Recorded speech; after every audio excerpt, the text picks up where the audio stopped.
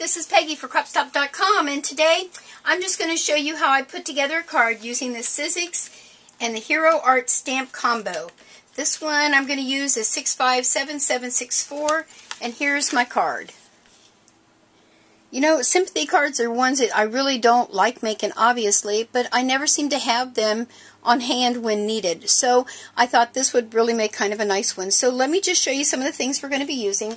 Again, I'm going to use the Sizzix embossing folder. And, you know, I'm really not sure what this one's called. Some kind of leaves. I wrote it on here and then it wiped off. Sorry about that. Anyway, the number is 657764, and it has a matching rubber. I love red rubber stamps that goes along with it. So I'm going to show you. I've shown in the past how to do it, but I wanted to just refresh everybody's memory and tell you to pull them out. Let me bring in my little container here. Move these out of the way here. This is where I store mine. I have lots of different storages that I use, but I like keeping these together. I like to keep my embossing folder with the stamp because I need them that way. So, and they're not an alphabetized order or anything like that, but these are just a lot of them. The Flowers and Vine is a really nice one. I like to use this one and just put a big butterfly in the center. Works out really nice. This one's Trees, and when I first got it, I thought it had to be Christmas trees, but it can be anything.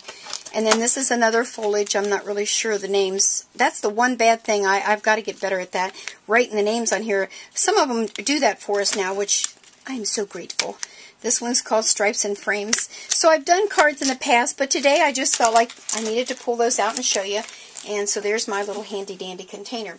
I'm going to be using the Fisker Stress press pad. It's not press pad. The stamp press. That's what it is. We're going to use that. I'm going to bring in my Cuddle Bug. I'm going to be using some of the clear stamps by Lawn Fawn, and I'm going to show you what I did. Some people probably freak out when I show you what I did, but I needed it to fit. And I'm going to use my Score Buddy. Now, if you don't have a Score Buddy or the Score Pal, I'm telling you, this is the greatest little tool. And every time my cards fold nice, I have a nice crease in them. I use this one at my desk because it's the perfect size. I have the bigger one by my scrapbooking area because obviously I do a lot of 12 by 12s. And also when I make the envelopes, sometimes it's better to use the bigger one. So that's that. I'm going to be using a couple of my Memento inks because, you know, they're one of my favorites. And I guess that's everything. Let me get things straightened around here and in order, and let's get busy making this card. Now again, the way this works is the first thing you're going to do is stamp it. So I'm going to ink up my stamp using the green. This one is actually called Bamboo Leaves. And I'm just going to stamp it all over and make sure I get a really good coverage. If I get if I get ink up on the corners, I just wipe it off because I don't want it to be on there. But sometimes it doesn't really bother me. I don't know if I'm just sloppy and I don't care or what. Anyway, so there you are. So I'm going to stamp it all up.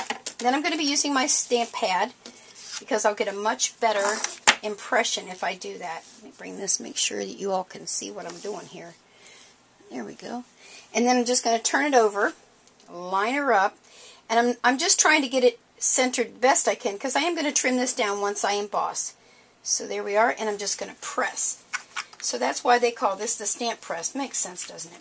And you just press down on your stamp really, really good so that you make sure you get a good impression. And lift it up, and oh wow, that's a good one. I'm impressed with that myself. Look at this. Is that too stinking cool or what? Now, truthfully, you could leave this just as is and not have to emboss it, but I want to show you how the two pieces work together. Let me bring in my Cuddle Bug, and we'll do that next. Now, I brought in my Cuddle Bug. Haven't used this one for a while. I had to dust her off. Because over at my workstation where I work every day, I actually have a Vagabond, and that's because of my surgery. It was easier to use electric one, but I tell you, the Cuddle Bug was my first one, and it's still, I love it. And by the way, in the future, actually the near future, I'm going to be doing a series on all the different embossing machines and everything that you can do in them. I don't have every single embossing machine out there. I wouldn't have room, but I do have several of them, so I just want to share those tips with you so that kind of a good reference for you. So watch for that. Alright, so what you're going to do, you stamped your image, and then remember in your embossing folders you want to push up through the image. So what I do is I put it in the crease of my folder and I line it up. I'm not really sure if you can see. There's the embossed. I go by the stems, and once you do the stems, it matches up pretty darn close. And the thing is, the stamp didn't match exactly to the embossing because you don't you don't really need it to, but it does enough that you get the idea. So let me just line that up a little bit, make sure I got them in there, because I moved that while I was talking. There we go. And remember, we're going to put open end first into the machine. So I'm using an A plate, a B plate, and we're going to put another B plate on top. And we're going to roll her through.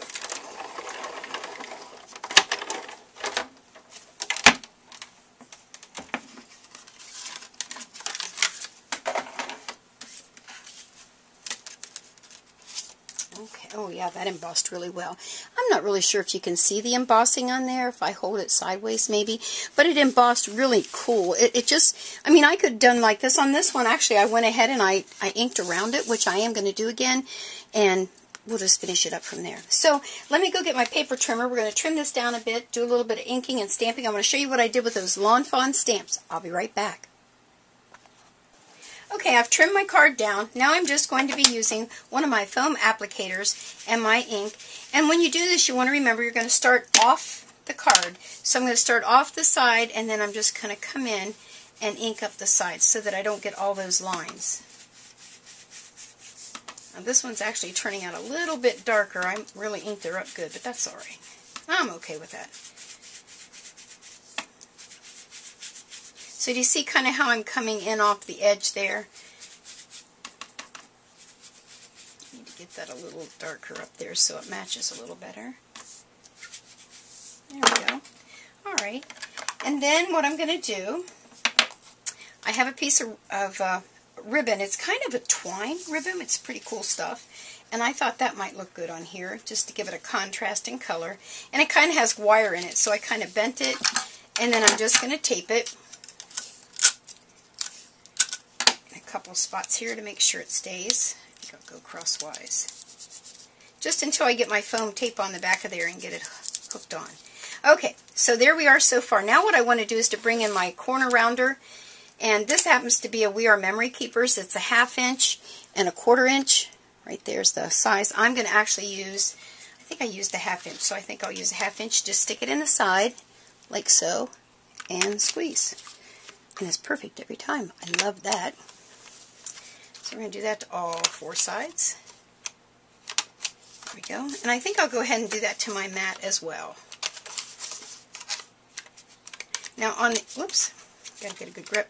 On the first one, oh, it must be full. Hang on a second, let me empty it out here. You empty it by pulling out there and get them all out. You ought to clean out your tools before you do. Oh my goodness, you should see. Oh, no wonder it wouldn't, but look at all this. That was all in there. No wonder it wouldn't punch anymore. Oh, for heaven's sake. Okay, that should have done it. All right. Let's see, where was I? 1/2 inch. There we go. So make sure you clean out your little punch if you happen to use this kind, because, oh my word, it's a little clogged in there. All right, so what I'm going to do is I'm going to put some foam tape on there, and then that will be the front of my card. Okay, now, so let's lay that aside. I'm going to bring in my stamping pad and my black Memento ink. Now, here's what I did. Excuse me. The Lawn Fawn, this particular series is called, I never can find the names. Well, I don't know what it's called. I thought it was right on here. Anyway, okay, so there's what it looks like. It's got all kinds of really cool ones on there. Have the happiest birthday, la la la. This particular one I'm going to use says, with my deepest sympathy. But it was too long for where I wanted to put on my card. Am I in the camera there? I hope I am. Let me back up a little bit so I don't lose you. There we go. So it was too long. So I just cut it. I just cut it to where I wanted it, and I don't have a problem doing that because if I wanted it long again, I could just stick it end to end and it would be fine. But for this particular one, and I do that a lot with stamps. So I'm going to just use a little hunk of paper here, line her up, stamp straight down, press, and up. Perfect every time. I just love my stamp pad. And then normally I would take this over to my paper trimmer, but we're not going to do that for time's sake. And again, I'm just going to ink up the edges. On this one, I'm just going to hold it because I just want just the slightest bit of green on there. Okay, and then I'm going to get my adhesive and put it on there. We're going to add some bling and call it a card. I'll be right back. Let me get that foam tape. Okay, let's finish this card. So I've gone ahead and I put foam tape all over the back, and I was a little more generous than normal because that ribbon that's on there is kind of like a twine, and it's got little fuzzies, and I was a little concerned about it coming loose, so I thought, well, I'm just going to add a few extra pieces of foam tape on there. Now, this is just the front of my card. I do this a lot, making the front, and then I'll put it on the back of the card. It just is for storage. It just works better for me. And I'm going to line her up. So there's that part. Then I did the same thing on my little sentiment. Do you see how that turned out? Cutting it apart worked beautifully. It fits right where I need it to be, and it's the perfect size for my card. And then I added a little bling. Now, I only put the foam tape so that it would be on either side of my little piece of twine ribbon there. And I have to turn it this way so I can see.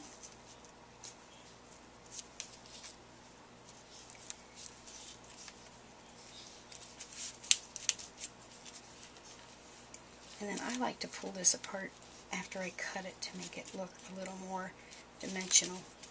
There you go. Alright, so there is, oops, too close. Let me back up. There we go. And there's the finished front of my card. Isn't that great?